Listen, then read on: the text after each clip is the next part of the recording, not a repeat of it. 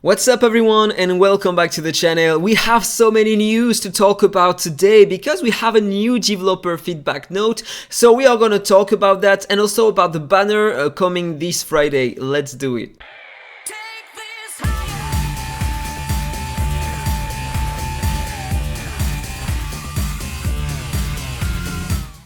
Okay, so we have so many points to talk about here. First of all, let's talk about the Elemental City. You have a question, Elemental City is too hard to complete, it should be adjusted, and they answer that they know it is hard to complete, they know that the majority of players are concentrated below the stage 60, and they want to make some adjustments. So, they are saying that starting from September, the difficulty of the Elemental City will no longer increase for level 60 and below.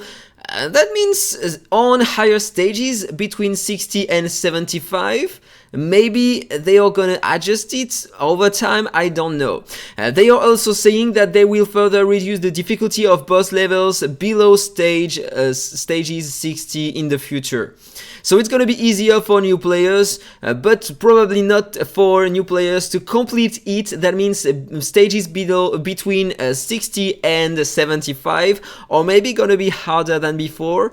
I don't know, maybe I misunderstood, but they should adjust all the stages, okay? If they adjust something, I don't know. But it's still really interesting for players that are stuck below stages 60, okay? It's gonna be easier to get the epic eye at least.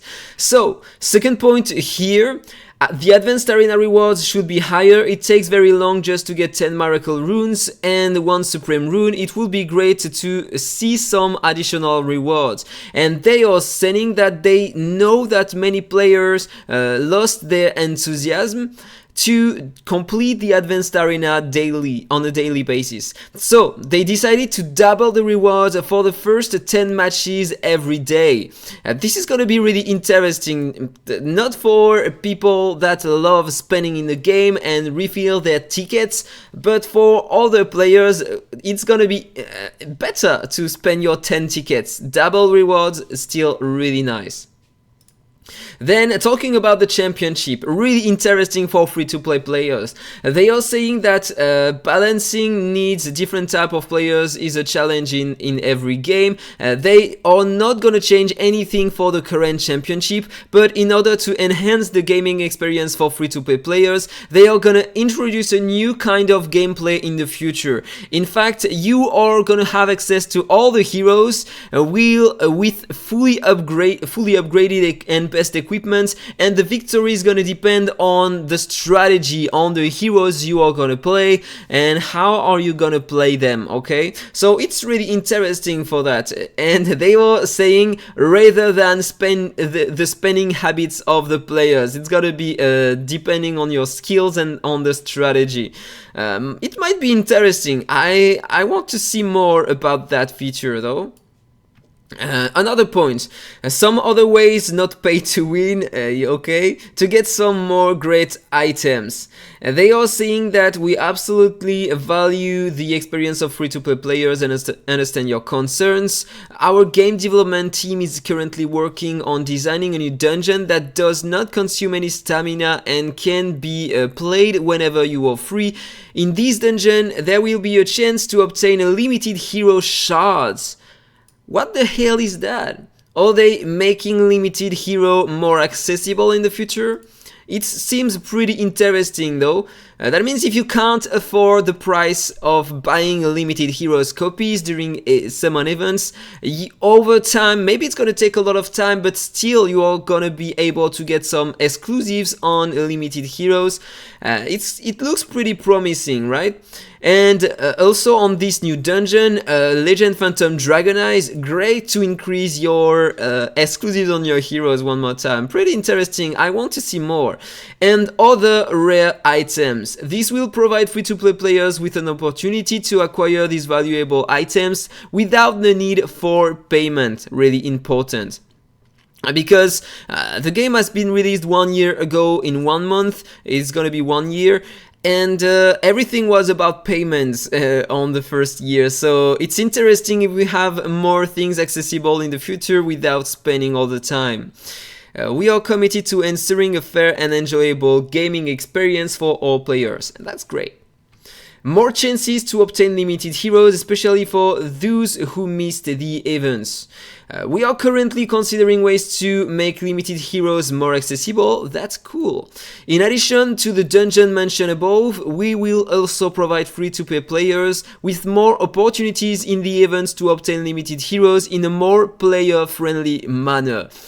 Player-friendly manner. That's fun. That's funny to read this kind of stuff, because before it wasn't player-friendly, it was spending-friendly maybe, or friendly for them, I don't know. But this is funny how the sentence is made. We understand the importance of ensuring that all players have a fair chance to acquire their specific heroes, and we are actively working on implementing changes to address this issue. Can't wait to see what they are gonna change to make limited heroes more accessible, because yeah, let's be honest, today in PvP and PvE, limited heroes are the key heroes to beat the highest stages and to have more wins and to farm better. I'm not a big fan of Brave Trial because I'm always stuck on the 10th stage, and that's why I have no motivation.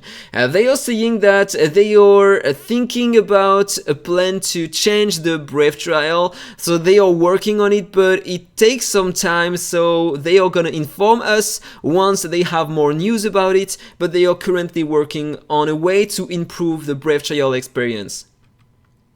Number 7 here. It will be fun to add a trade shop where you can buy, sell items, whatever you like, and it can be a great solution for people who have unused items. Another person's garbage is someone else's treasure. This is interesting because they are saying that this is a great idea. So they are going to design this feature, a trade system with other players. Looks interesting, right? I can't wait to see, but probably it's gonna be in exchange of diamonds, something like that. Buy some runes, maybe, I don't know. Some stuff, some gear. Interesting, but a bit... I don't know how to qualify that, but I don't know how it can be implemented in the game. Number 8, more guild gameplay, please. Guilds are important, and they are planning to release the guild versus environment in mid-August, okay? In a half month we are gonna have this new content. Can't wait to see that. It's gonna be a roguelike game mode that guild members can obtain rewards by clearing event stages and garrison posts. There will be a mode only currency used to recruit heroes, build the AhkTaar, and enhance attributes. So we are gonna have some more news soon. In half a month we are gonna have the guild versus environment. Pretty exciting about that. Number 9, I love to see a reroll function for equipment stats to get a stat reroll. And they are saying that they are gonna improve such a feature in the game with a way to reforge our equipment substats and enhance it. Modify and enhance the substats. No more news for now, so they are saying that it's currently under development, and we are gonna have more news soon. Real-time arena will be cool. They are saying that they are working on the real-time arena for a while now, and they don't want to release it yet because of technical things. They want the game to be smooth and playable, and they think probably that it's a bit laggy when you are doing real-time arena at the moment. So they are trying to improve things, and once it's gonna be done, then they are gonna release the real-time arena. But they know we want real-time arena, and they are working on it. So it's gonna be it's under development, and it's gonna be released in the future. Maybe in January, next January, I don't know. We have no more things about that. And finally, something interesting too, more quality of life. And they are saying that they are gonna this week add the skip feature to the weathering cost here. This is gonna be so freaking great. Another thing on the weathering cost, they are gonna change the percentage rate you have to obtain superior dragon scale to a fixed drop dragon scale fragments. That means every week, depending on your score, you are gonna have the same fragments number, and so you are gonna be able to fuse some entire dragon scale. This is gonna be great because at the moment, even with 40% chance, I miss the superior dragon scale. So really interesting.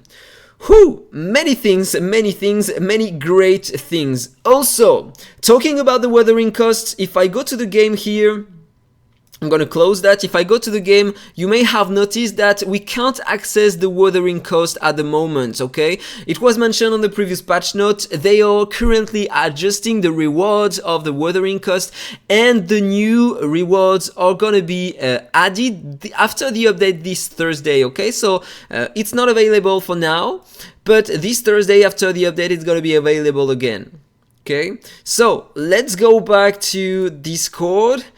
And let's go on the announcement to talk about the banner of this Friday. So this is it. We are gonna have a new new legendary hero as always, Grace. We don't have the detail yet, so we are gonna have to wait before having the skills details. We are gonna have Sigmund, Belton, Asindo, and Inna for the legendary heroes. And for the epics, we are gonna have Muradin, another epic hero, Haley, Hardak, and Daisy. Okay, let's talk quickly about them.